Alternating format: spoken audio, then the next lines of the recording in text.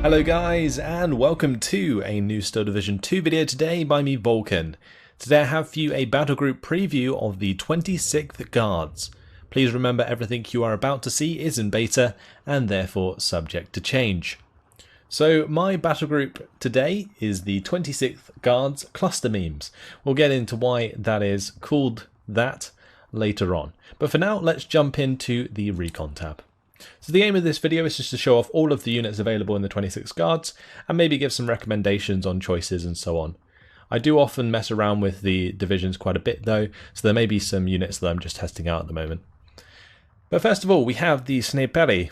These guys are sniper squads, 2 women, who are very good at area denial at long range versus infantry. They have 80% accuracy, 1000 meter range, really good recon squads. You can actually get quite a lot of them as well. If you bring them in phase C, you can get 12 on one card. So very awesome squad. Other units in the recon tab for the 26 Guards include a bike, of course, with the machine gun. We have the Dozor squads, which you can also bring in the Razvedka, the M3A1. You can't get them in the BA62 though, I think it was. Those you can't get, and that's really unfortunate because I would love to bring them in with those little recon vehicles, but you can't. You can also get the Mot Razvedka. These guys come in with the M3A1 Razvedka as well if you would like. Remember, this is a recon vehicle. You can see the little icon there, and it also has a 50 cal, so that can be handy. Then you have the Konaya Razvedka, which are a 11-man recon squad. Not too many uses for these. They don't have the bazooka that the standard Razvedka squads have, so a little bit lackluster, but still there if you'd like to try them out. Let's move on to the infantry tab. So in the infantry tab, we have the GV Konrati as our main dudes.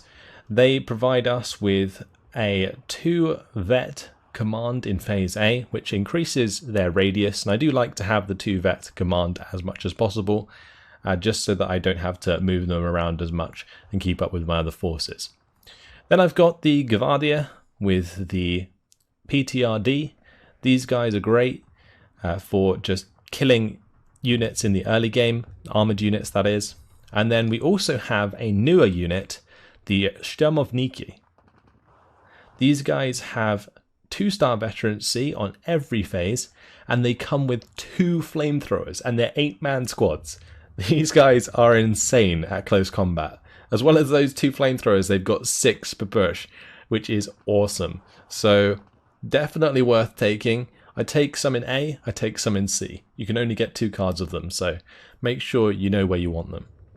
Then I've got some Avto Komrati. These guys are your standard close range command. But again, at 2-star veterancy, coming in at B, which gives us an extra 4 infantry commands to work with. Following those up, more Gvardia with the PTRDs, and then in C, even more. I've also got in C some Sturmovniki with those flamethrowers again, and the Strafniki, which are a huge squad, the biggest squads we've seen in Steel Division so far. These guys have 20 men.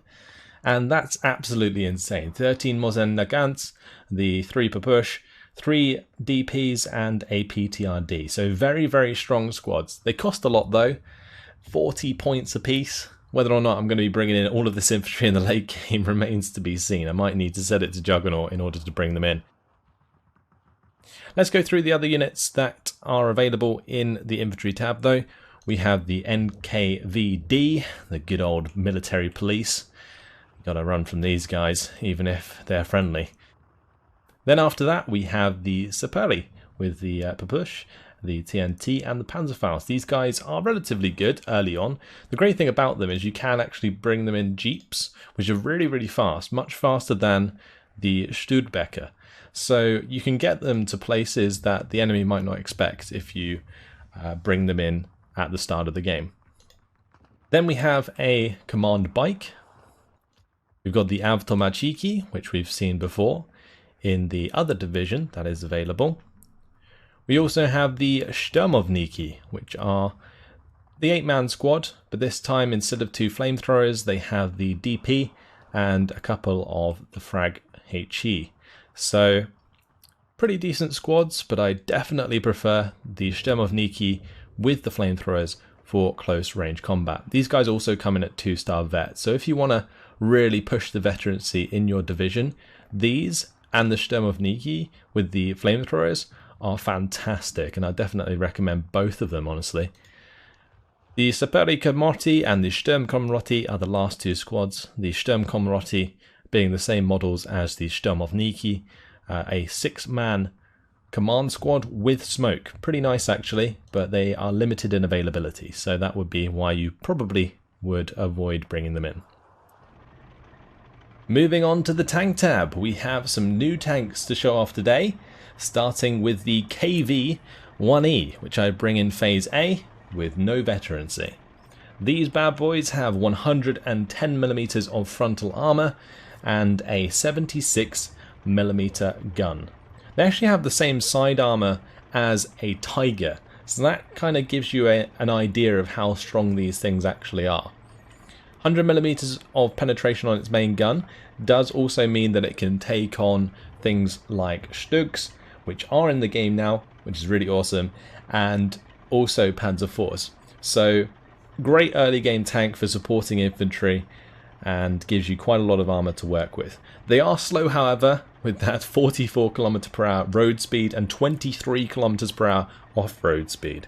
They also have a quite terrible traverse speed on that turret, 15 degrees per second, which is awful when you compare it to the T-34, which I think has 30 degrees per second. Yeah. Let's move on to the next tank, which is the IS-1 Komroti. You only have one choice with this, and that's bringing it in on Phase A with 1 veterancy.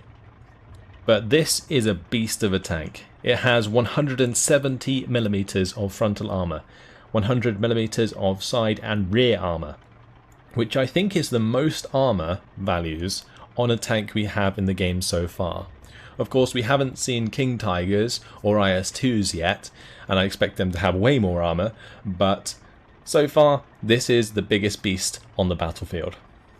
It has an 85mm gun with 145mm of penetration, which is enough to break through something like a Tiger.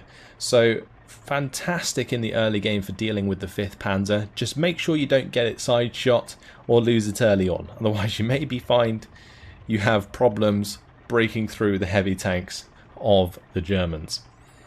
But a great tank to have along, and definitely worth bringing in the deck. Next up we have the T-34E.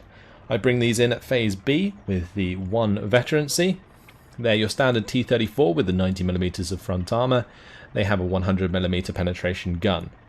The good thing about these is they're fast, they can flank well, and I think they do well at supporting infantry. They have just enough blast on their main gun to help pin down infantry if your other infantry are already shooting at them. So yeah, good accompaniment for your infantry and can help you out in the mid-game by doing flanking maneuvers and such. But use them at close range because they're not really going to be doing much against Panthers and Tigers in the mid-game. What you're going to be wanting to use against those is the KV-85. This thing has 125mm of frontal armor, and it also has the same gun as the IS-1, the 85mm, which has 145mm of penetration. So side shots into Panthers, frontal shots into Tigers will work, but 95 points is quite a bit cheaper than a Tiger or a Panther, so you can use that to your advantage if you bring these in like 3 at a time, 4 at a time maybe in the mid to late game.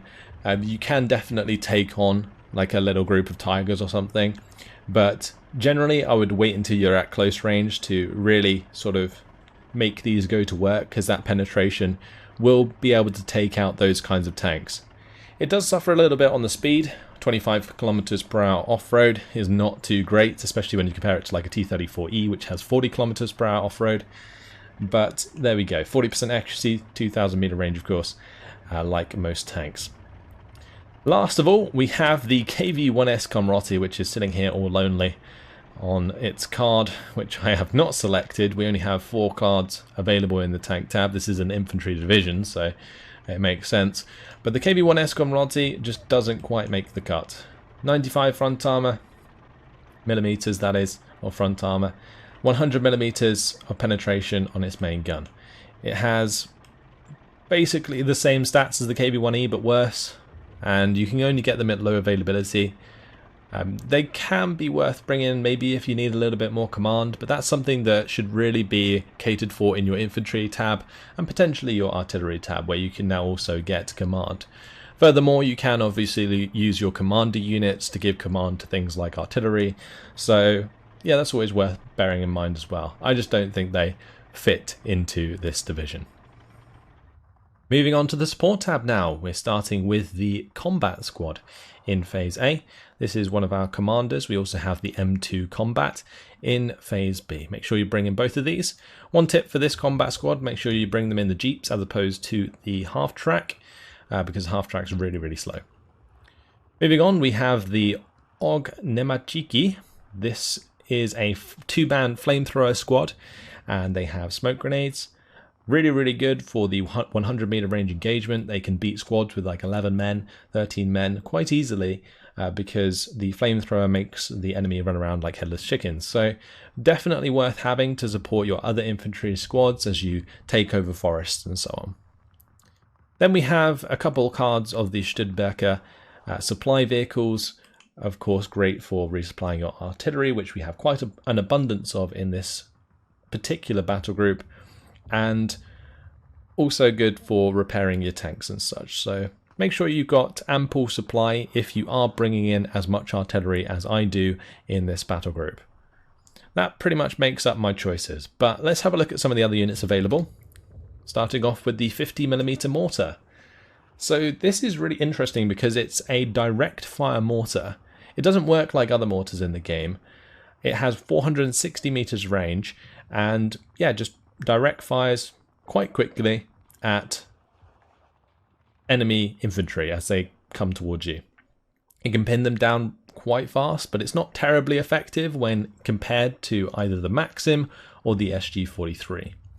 Now the SG-43, the reason it costs 5 points more than the Maxim is because it has 200 meters extra range. So that's pretty much it, but still I think maybe worth bringing in the SG-43 if you want to sort of pin down infantry at range. I think these can work out quite well on certain maps, so definitely worth giving a try regardless. Moving on from the machine guns, we have the OB-25, which is similar to an IG in that it comes with HE shells and heat shells. It has 90mm of penetration with a heat shell. The HE shells just provide that bit of blast, so good for pinning down infantry at range. 2,000 meter range is nothing to shy away from, but just remember that the heat shells only have 35% accuracy, so probably worth putting onto efficient shot to make sure they actually hit the mark.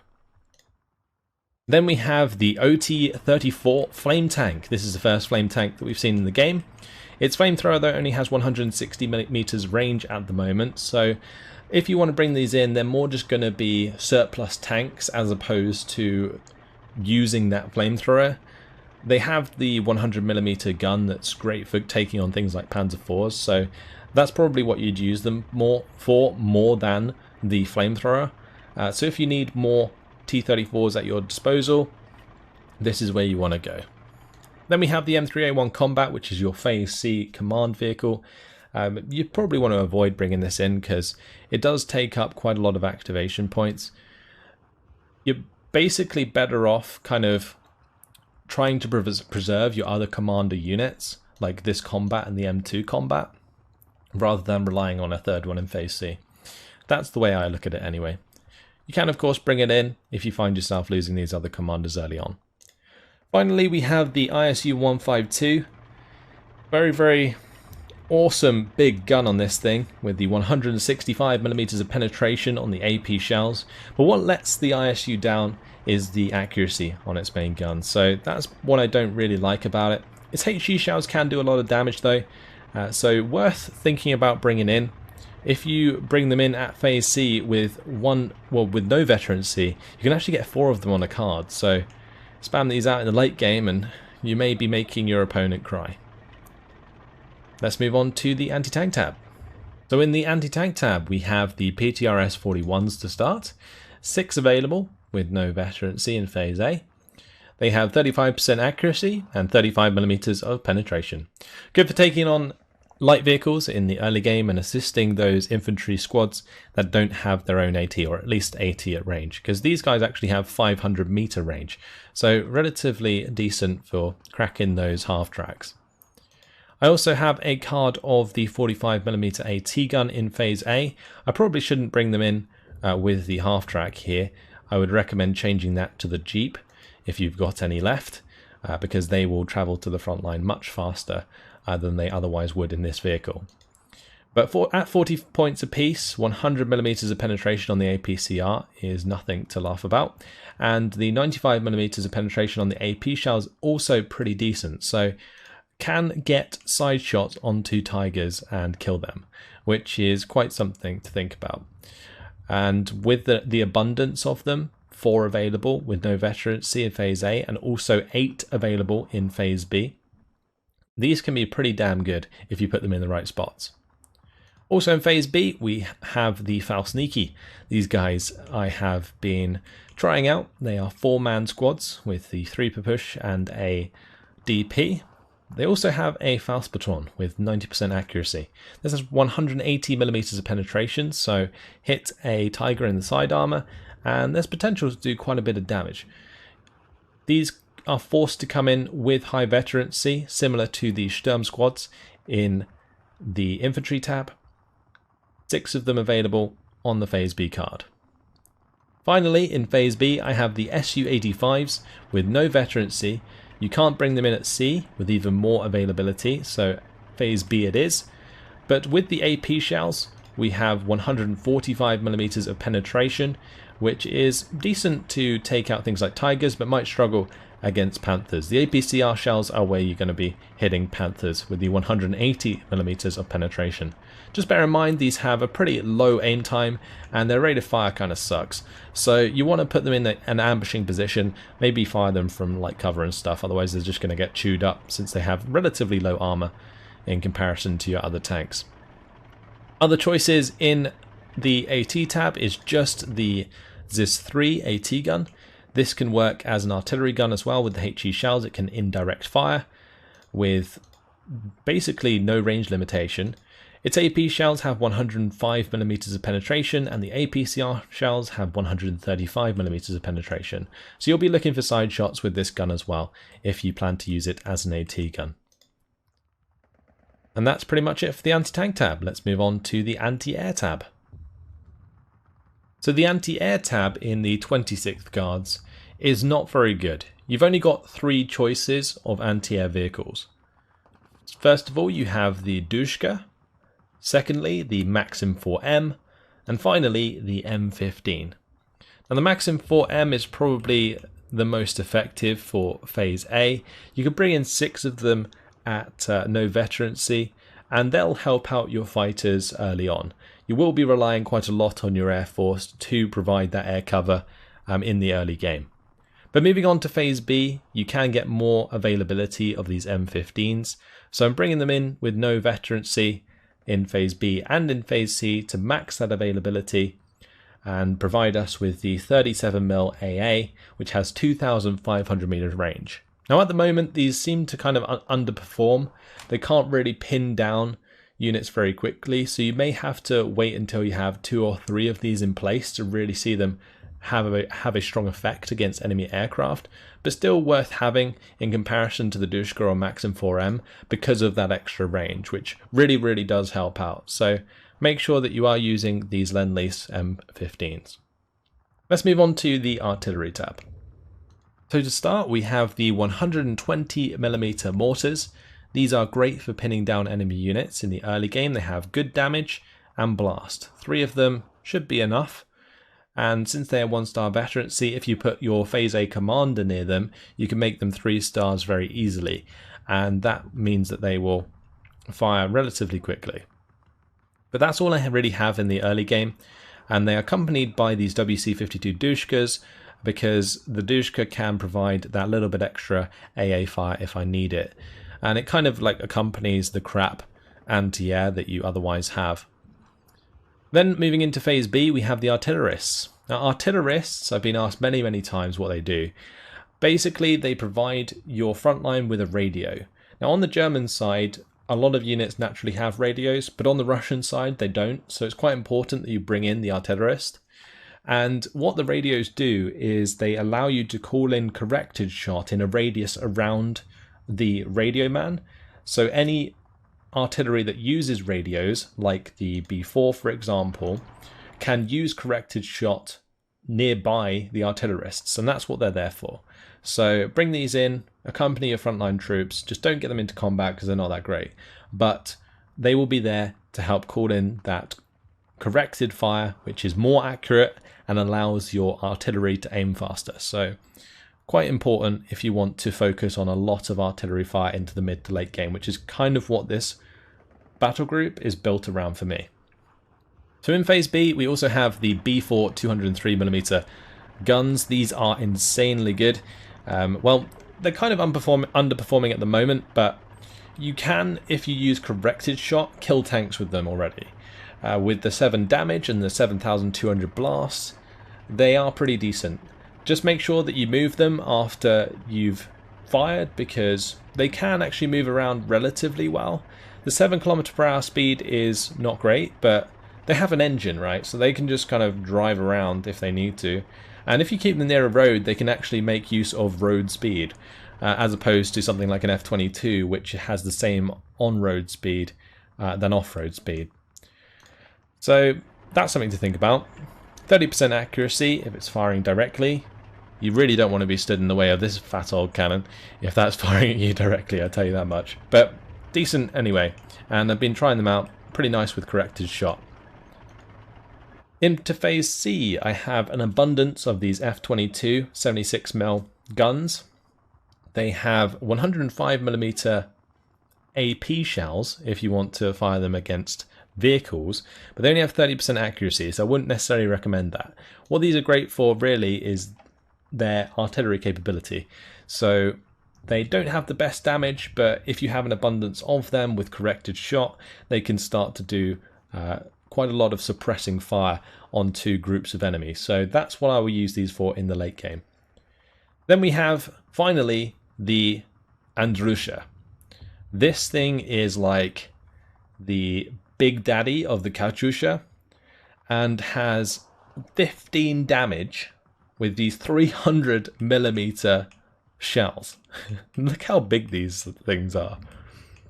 So they can do a lot of damage to static targets, but they're not quite like the Katyusha, because the Katyusha has quite a small field of fire, or like a small dispersion, I guess is the correct word, and it fires all of its rockets very quickly, so they all come down in that small dispersion area very fast, and that allows you to kill things like tanks.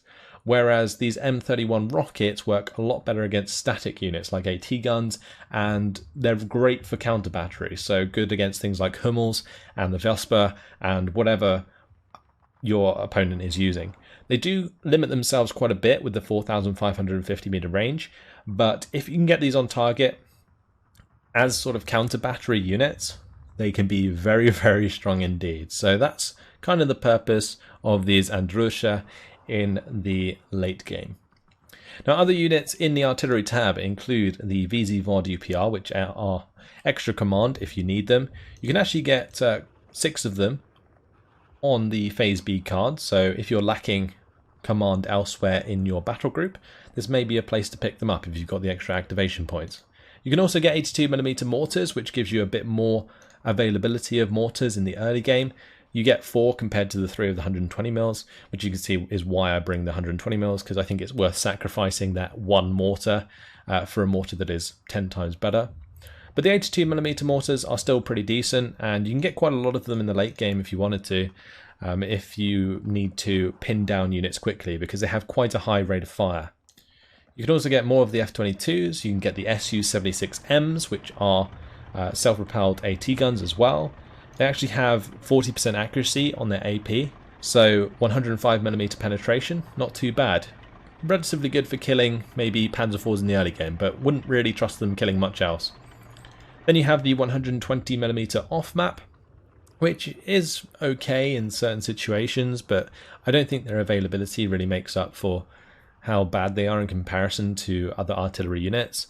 And then finally, we've got the big daddy, the 280mm M6. Now this thing currently, I think, has the same statistics as the B4, so no real reason to use it instead of the B4 at the moment. But once this is made maybe stronger, the M6 will be absolutely badass, I'm sure.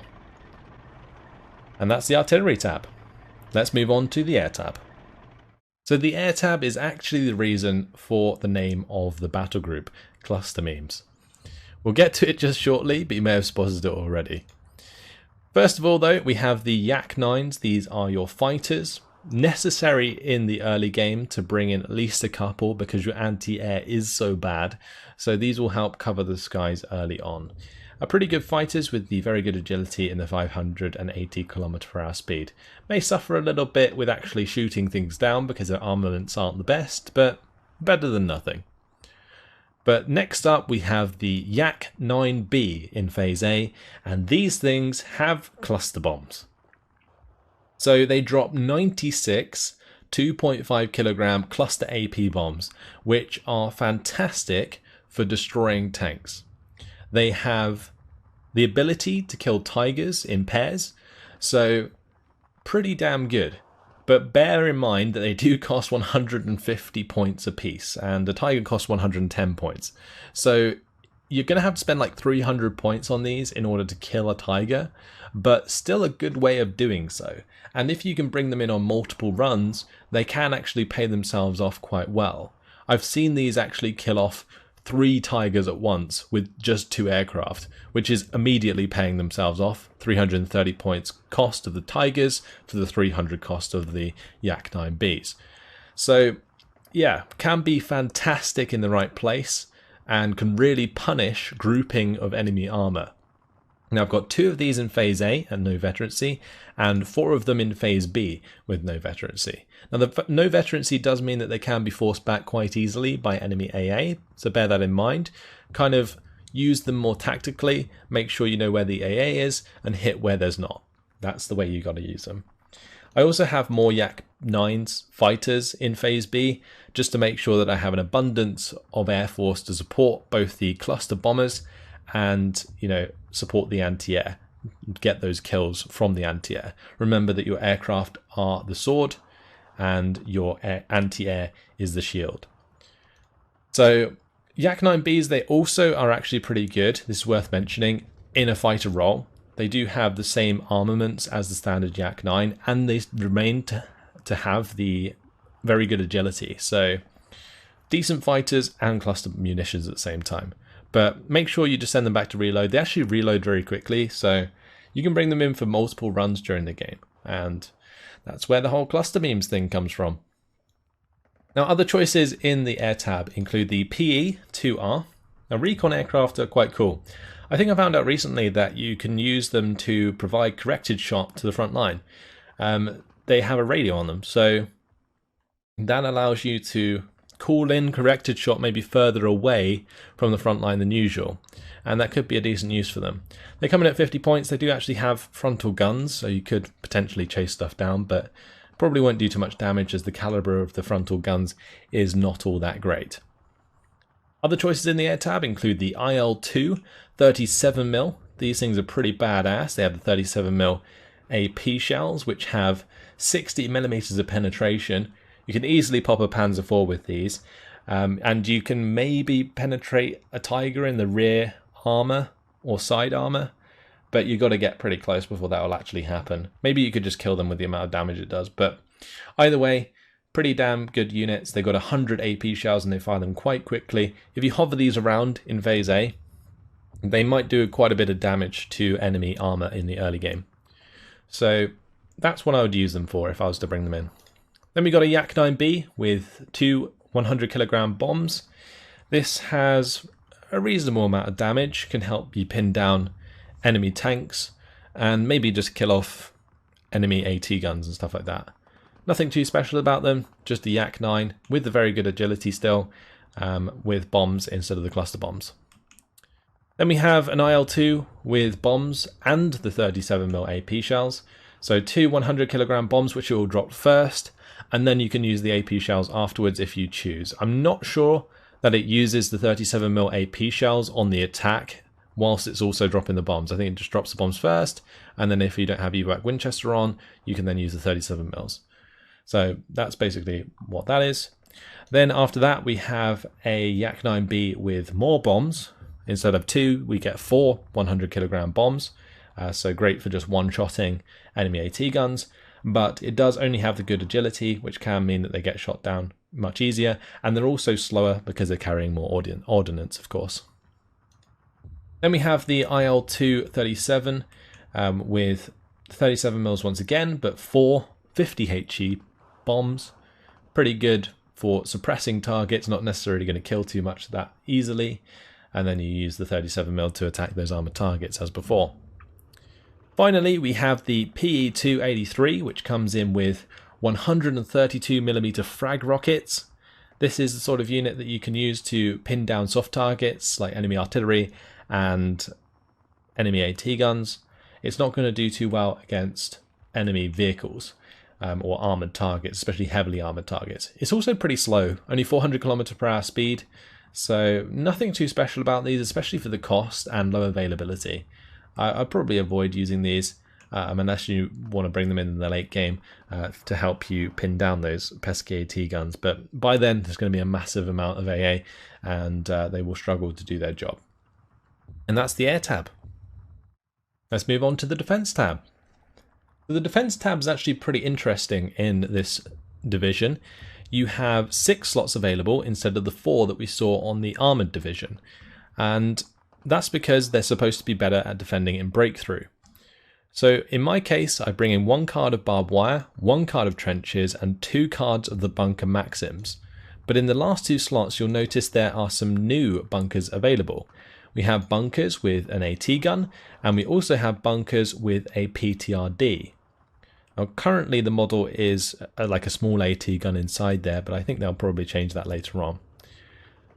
But this AT bunker does have 100mm of penetration, making it actually pretty damn decent. If you put these in really good ambushing positions, you can find really good side shots onto units, and they have 150 AP shells, so they're not going to run out anytime soon.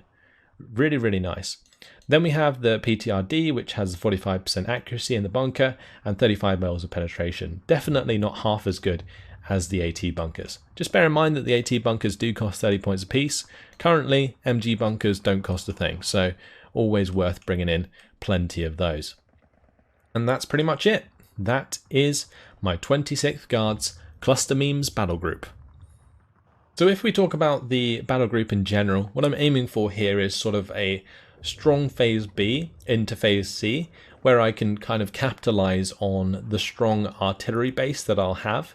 But phase B will be where you want to do the most damage with the cluster bombers plus the KV-85s, supporting your abundance of great infantry. Make sure you support them with the snipers, which can pin down enemy squads of infantry quite easily, and spread out plenty of ambushing AT. You won't want any AT that's like frontal, you want AT that can really side shot your enemy, because that's going to be the way that you deal with abundance of things like tigers and panthers. And that's it. So yeah, hopefully you guys have enjoyed my look at the 26th Guards Cluster Memes Battle Group. I hope you can take some ideas from this. You can always copy it because I'll leave a battle group code in the description of the video. But for now, that's it. Hopefully you guys enjoyed it. Thanks for watching, and I'll see you in the next one. Goodbye.